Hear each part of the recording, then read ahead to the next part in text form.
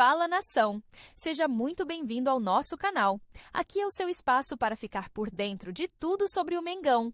Então, já sentando o dedo no like, se inscreve no canal e ativa o sininho para não perder nenhum lance do mais querido. Tem o Pedro, que aparentemente nega a proposta do Al Rayyan. A proposta é pesada, hein? Como o futebol é dinâmico, né? Essa frase nunca foi dita, tô lembrando agora, mas como o futebol é dinâmico, né? Há 2 meses atrás, eu tinha mensagem vazada de dirigente para jornalista falando de 8 milhões de euros. E dizendo que ele tinha perdido valor de mercado. Não foi essa a expressão? Foi essa a expressão que o dirigente. Aliás, que misterioso, uma história muito mal contada até hoje pelo Flamengo, né? Ninguém se posicionou até hoje. Eu sigo aguardando. Se um dia eu tiver a oportunidade de conversar com o Zé Boto, eu vou perguntar isso a ele. A sensação que a gente tem é que o Zé Boto recebeu alguma ordem superior de ficar quietinho, né? Foi não? Que bom, né?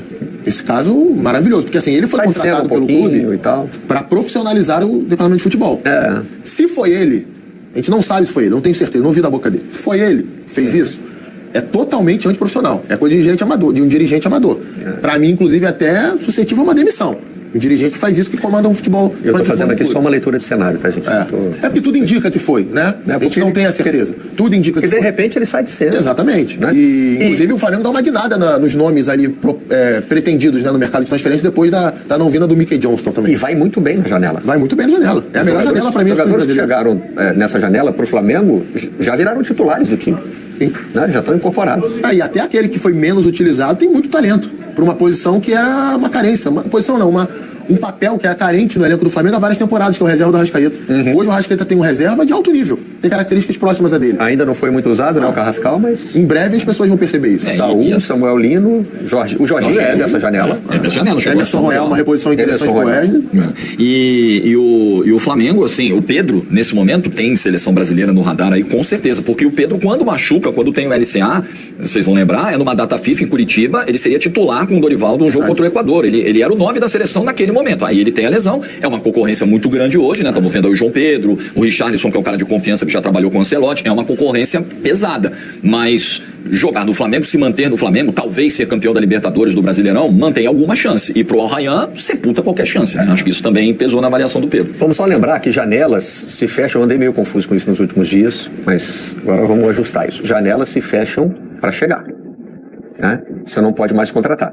Todo mundo ainda corre risco de sair. Sim. Se de repente, né, o Al Rayyan dobrar a proposta pelo Pedro, pode ser que o Flamengo decida vender, que ele decida sair e tal. Mas então, o que o GE faz hoje é um balanço das contratações de clubes brasileiros. Andréas, Arthur, Samuel Lino, Vitinho, desses aí, bom, o Andréas acabou de ser anunciado e o Arthur também ainda não estreou, né? Outros já estão. Olha, o Paulinho também é dessa... não, essas são as 10 maiores compras, não são dessa janela, não.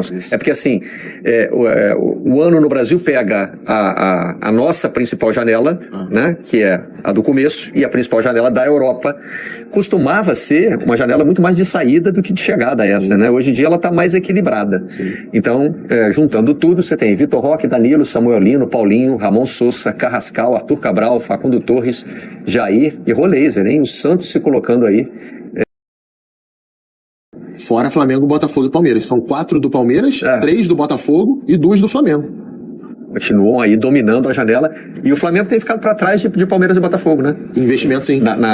Nas principais contratações e no total também. E a gente fez um balanço aí dessa junção de janelas, né? A gente está falando de começo de ano e meio de ano. Olha aí, ó. Palmeiras, Botafogo e Flamengo, são os 3 primeiros, mas nessa ordem. O Botafogo faz uma janela de início de ano de aproximadamente 500 milhões de reais. Na largada de 2025. E o Botafogo movimenta mais jogadores. Olha, trouxe 20, o Palmeiras trouxe 12, o Flamengo 7, mesmo Bahia e Fluminense, Santos com 19. O Flamengo foi modesto em número de jogadores, né? O Flamengo tem feito contratações assim, mais certeiras, de peso. Né? Porque eu acho que na comparação com o Palmeiras e o Botafogo, pra gente falar dos 3 mais ricos do país hoje, já tinha um elenco mais estabelecido, né? Foi mais estável a transição de um ano para outro. O Botafogo tem a situação que é uma SAF muito própria, né? O Textor, ele não trabalha muito com a continuidade dos grandes nomes que ele acaba contratando. Isso ficou nítido no ano passado com as saídas do Luiz Henrique e do Almada, o próprio Igor Jesus nessa temporada também, para citar os 3 principais jogadores do ano passado. E o Palmeiras é um período de transição de elenco, né? Muitas modificações. Se a gente olhar aquilo que foi o elenco do Palmeiras desde o início do Abel, as referências do elenco, você vai olhar hoje, você vai ver o Everton, Gustavo Gomes e Rafael Veiga. Esses 3 jogadores. E o Rafael Veiga hoje perdeu o protagonismo, né? Não é nem titular do time. Não. Tá lesionado, ok, mas não é titular. A gente tá vendo quem chegou no Palmeiras, olha só. Esses são os jogadores do ano. Do ano, né? Andrés Pereira vai chegar para ser titular. Vai. Kelvin tá assumindo a posição, porque é melhor do que o Giai, na lateral direito. O Carlos Miguel com uma visão de futuro. Começa uma transição com o Everton daqui a pouco. Exatamente. Né? O Everton, se eu não tô enganado, tá com 37. Posso estar enganado, mas enfim. Não tô querendo encerrar a carreira dele não, tá, gente? Mas só que é um goleiro mais jovem que tá muito promissor. Vitor Roque, nem se fala. É um jogador que tá voltando a jogar no seu nível. Jogou muito bem o derby do final de semana. Deixou alguma dúvida no começo, mas agora já é titular absoluto, né? Paulinho tem a questão das lesões, mas foi contratado para ser um dos principais jogadores, para ser um cara de decisão. Ramon Souza é uma boa aposta, Facundo Torres a mesma coisa. Emiliano é um cara importante na rotação do time. Mikael é um reserva, mas é um bom reserva. E Lucas Evangelista, qual era o outro ali? Bruno Fux. O Lucas Evangelista teria chegado já para preparar a saída do Richard Rios. Mas agora você tem o Andrés Pereira entrando nessa função ou mais à frente? Isso ele é versátil, né? Ele recentemente no Furlan estava jogando mais como 10, né? O meia por trás do centroavante. No Flamengo ele foi muito bem como segundo homem de meio campo. Inclusive o Renato Gaúcho tentou colocar algumas vezes como esse meia mais próximo do ataque. Ele não foi bem no Flamengo nessa função. Jogou melhor como segundo homem.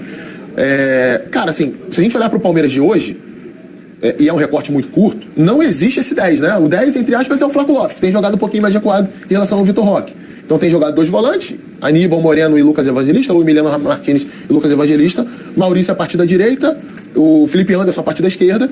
Então, nessa formatação, o André disputa com o Lucas Evangelista, na minha opinião. Essa função do lado para dentro, eu acho que não é tanto a dele. Pode até fazer? Pode, mas não é um especialista não seria um especialista nessa função. Muito bem. Nós temos uma arte também para mostrar da segunda janela, essa janela em que a gente avaliava aqui que o Flamengo contratações de peso para jogadores que já estão incorporados ao time titular. E o Flamengo é o líder em gastos, não em número de jogadores, né? Esses 4 aí são o Jorginho, o Samuel Lino, o Saul e o Emerson Royal. Isso. É isso aí. Não, faltou o Carrascal aí. É porque o Jorginho não tá contando dessa janela. O Jorginho chegou antes do Mundial. Ah, tá certo. Aí teve aquela janela pequena, lembra do Mundial? Tá certo. Da janela 15 especial. dias, né? Era aquela janela extra. Então aí é Carrascal em vez de Jorginho. Agora, tem outro número aí que chama atenção, são os 11 reforços do Fortaleza nessa janela. Verdade. E alguns deles indicados pelo Renato Paiva, que acabou de ser demitido. Que loucura isso, né? É complicado, né? E o Fortaleza aí, ele se desfez de 11 jogadores, ainda tem 5 jogadores que a gente não sabe agora o que vai acontecer. Foram afastados pelo Renato Paiva. Então, era um total... Não, ele se desfez de 9, perdão. Se desfez de 9 e tem 5. Então, era um total de 14 que estavam deixando o elenco ali para a chegada de 11. Vamos lembrar que quando tem o tracinho nos valores gastos, é aquela situação que o Coutinho já explicou aqui, né? Você não precisa pagar pela transferência, mas evidentemente vai ter luva, vai ter gasto, né? E nessa situação estão Vitória e Mirassol, clubes com menos capacidade Vitória, de que aliás fez uma péssima janela. Você olha as contratações, é inacreditável algumas. E o Mirassol é o time que menos gastou na janela, naquela primeira arte que a gente mostrou da soma das 2 janelas. E o Corinthians só está nesse 20º lugar aí por causa do transferban, não é porque quer. Exatamente. Né? Com certeza não estaria se pudesse contratar. Porque não pode. Esse é um Vitinho, né? Que o Corinthians correu para investir antes. E os clubes brasileiros gastaram mais em 2025 do que... tem um salto muito grande de 23 para 24, grande, né? Muito grande, triplica, né? Acho que aí é efeito SAF, não é não? Efeito SAF e efeito adiantamento de cotas de novo contrato de TV. Muito clube, inclusive, tem clube sofrendo com isso hoje. O Internacional é um deles. Né, de não ter conseguido nessa janela ir ao mercado da forma que precisava. Um contrato de duração muito longa. Exatamente. Né? Aí alguns clubes pegaram o adiantamento, que na época foi tratado como se fosse um empréstimo, ali deram algumas garantias. Não é só o Internacional, outros clubes fizeram isso também, mas me chama a atenção o Inter, porque a janela do Inter foi muito modesta em cima das necessidades que o clube tinha. Né? A principal contratação foi o Alan Rodrigues, que é bom jogador. Chegou também o Alan Benítez. Posso estar esquecendo mais alguém, mas teve mais uma contratação ali. Mas, assim, é de agora não? É de agora. Contratações modestas. Foram contratações assim que você olha o elenco do Inter hoje, por exemplo, você não vê um reserva da lateral esquerda, né? E a fase do Bernabéi já não é a melhor. O Ramon, por exemplo, foi pro Vitória, que era o reserva do Bernabéi. Bom, a gente estava aqui até agora mostrando as artes e tentando identificar ali, né, algumas tendências, mas tem gente que estuda isso, que observa com mais propriedade. Então vamos chamar aqui para o papo o Eduardo Dias, que é analista de mercado de futebol e vai nos ajudar a entender. Que surpresa boa. Aí já foi recebido aqui com carinho e intimidade pelo Rodrigo Coutinho. Seja muito bem-vindo e ajuda a gente a entender um pouquinho melhor esses movimentos de mercado aí. Bem-vindo à redação. Obrigado, Barreto. Que grande satisfação estar com o Coutinho de novo, dividindo tela com quem eu aprendo muito, e a gente também tem uma grande contratação dessa janela aí do lado, né? O Jorge Igor é uma das grandes contratações da janela, a gente não pode deixar passar isso também. É bacana a gente também fazer uma análise aqui que não seja uma análise cartesiana de valores ou apenas valores. O que o Coutinho falou há pouco, eu concordo muito. Muitas vezes o transferban não é veneno, o transferban é remédio. As contratações, se a gente olhar uma tabela dos clubes que contratam mais nessa janela, a gente tem visto que os clubes que estão lá embaixo da tabela contratam mais jogadores, mais volume de jogadores, e infelizmente essas contratações são com base na pior conselheira que existe no mercado de transferências, Barreto, que se chama busca por aprovação social. Quando se busca aprovação social, se queima dinheiro e se torna-se o clube ineficiente esportivo e financeiramente. Então, o que o Palmeiras e o Flamengo fazem não é só fruto do determinismo econômico, que rege o futebol, afinal de contas, mas também tem um plano por trás, tem uma inteligência por trás, e isso faz toda a diferença. Eu gosto de trazer esse tipo de análise, Eduardo, para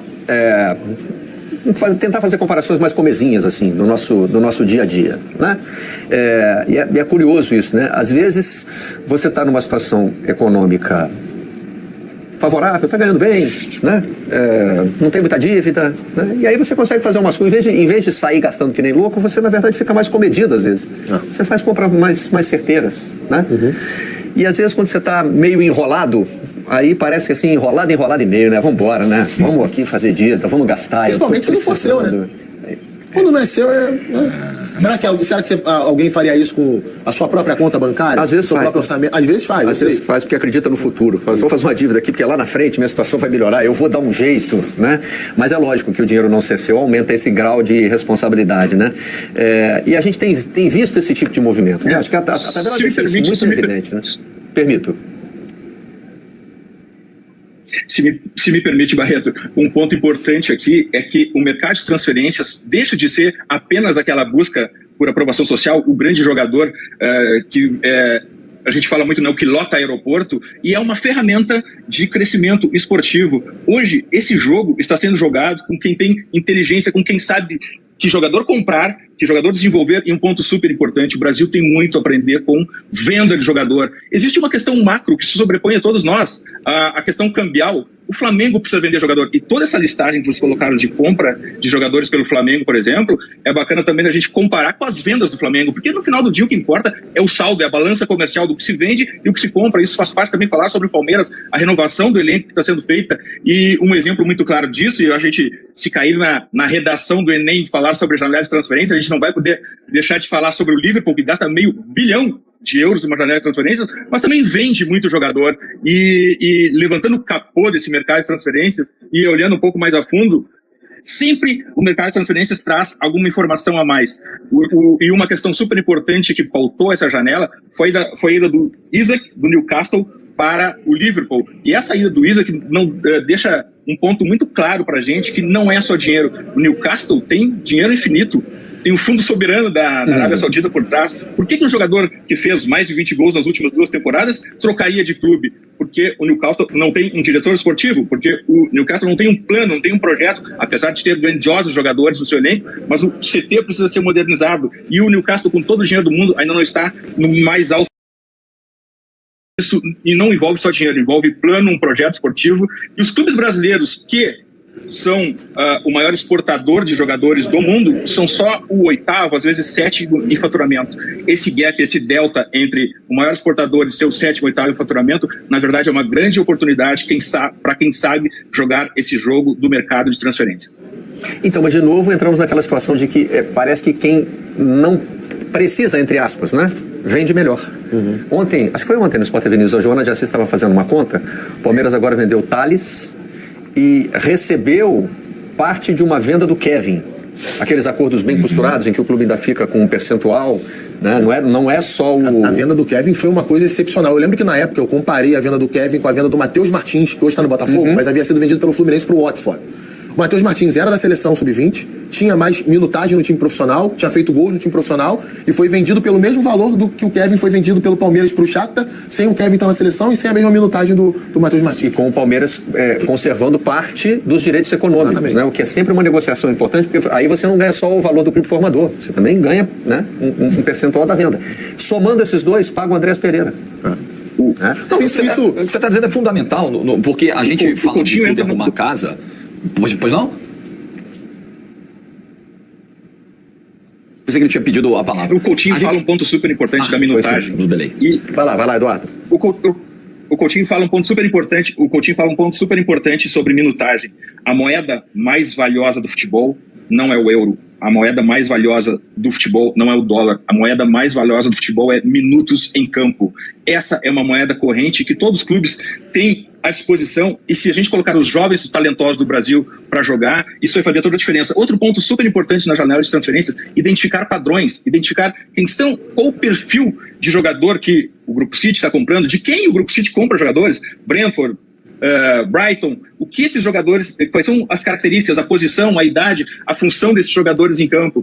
E quando a gente começa a observar isso, a gente começa a identificar que a janela de transferências não é esse caos absoluto que é todo mundo comprando todo mundo e pagando milhões por todo mundo.